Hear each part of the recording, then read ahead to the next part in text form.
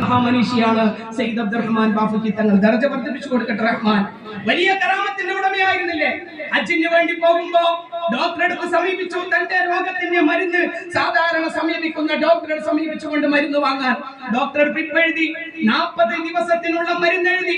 ആ മരുന്ന് എഴുതിയിട്ട് മകൻ അത് വാങ്ങാൻ വേണ്ടി കോഴിക്കോട് ഒരു മെഡിക്കൽ ഷോപ്പിൽ ചെന്നപ്പോ 19 ദിവസത്തെ മുന്നേ ഉള്ളൂ എന്ന് അവിടുന്ന് മെഡിക്കൽ ഷോപ്പിൽ നിന്ന് വ്യക്തിത്വം പറയാൻ ഉടനെ തന്നെ മോന് വന്ന് ബാപ്പാനോട് പറയാണ്, ബാപ്പ 19 ദിവസത്തിനുള്ള മരുന്നേ ഉള്ളൂ, 40 ദിവസത്തിന് മരുന്ന് തികയില്ല. അതുകൊണ്ട് നിങ്ങൾ ബോംബെയിലെത്തിയാൽ ബാക്കി മരുന്ന് അവിടുന്ന് വാങ്ങണം എന്ന് മകൻ ബാപ്പനോട് നിർദ്ദേശം നൽകാൻ അല്ലെങ്കിൽ അഭിപ്രായം പറയാൻ. ആ സമയത്ത് മഹാമനീഷി പറഞ്ഞത്, എനിക്കെന്തിനാണ് 40 ദിവസത്തെ മരുന്ന്, എനിക്ക് 19 ദിവസത്തെ മരുന്ന് മതി. അറിയില്ല അന്ന് മോൻ പോലും ഇതിന്റെ പൊരുളെന്തെന്ന്. പിന്നീട് ചരിത്രം പറയുന്നു, 19ാം ദിവസം മഹാനായ സയ്യിദ് അബ്ദുറഹ്മാൻ ബാഫക്കി തങ്ങൾ വിശുദ്ധമായ മക്കയിൽ വെച്ച് പറയാണ്, അല്ലാഹു കറാമത്തിന്റെ ഉടമയായിരുന്നില്ലേ?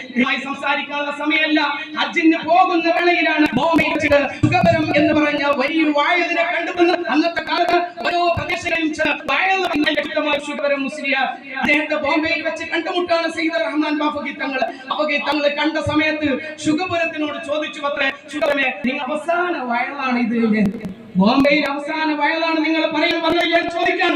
ആ സമയത്ത് ശുഗപുരം തിരിച്ച് മഹാനായ ബാഫക്കി തങ്ങളോട് ചോദിക്കാണ്, ഇത് നിങ്ങളുടെ അവസാന ഹജ്ജ് യാത്രയാണല്ലേ?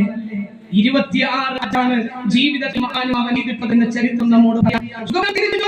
ഇത് നിങ്ങളുടെ അവസാന ഹജ്ജാണല്ലേ? അപ്പൊ ബാഫക്കി തങ്ങൾ ശുഗപുരമാർ ആ ശുഗപുരം പിന്നെ പറയാൻ ബാഫക്കി തങ്ങളും അടുത്ത വർഷം ഹജ്ജ് ചെയ്യാൻ ദുനിയാവിൽ ഉണ്ടായിരുന്നില്ല.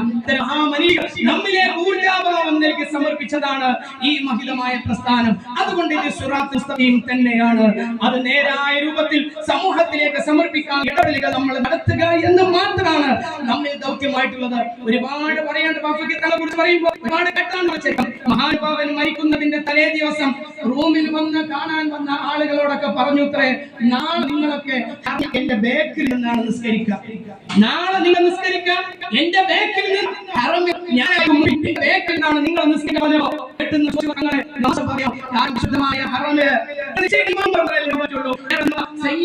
ശരി തന്നെയാണ്, അതിന് പറ്റുന്നില്ല.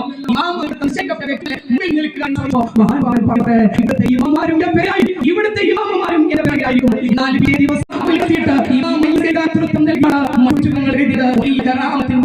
മഹാനായ സയ്യിദ് അബ്ദുറഹ്മാൻ ബാഫക്കി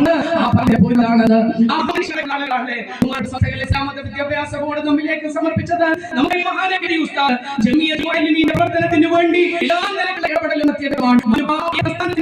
ആ പ്രസ്ഥാനത്തിന്റെ വക്താക്കളെ, പ്രബോധകരെ, പ്രവർത്തകരെ കോഴിക്കോട്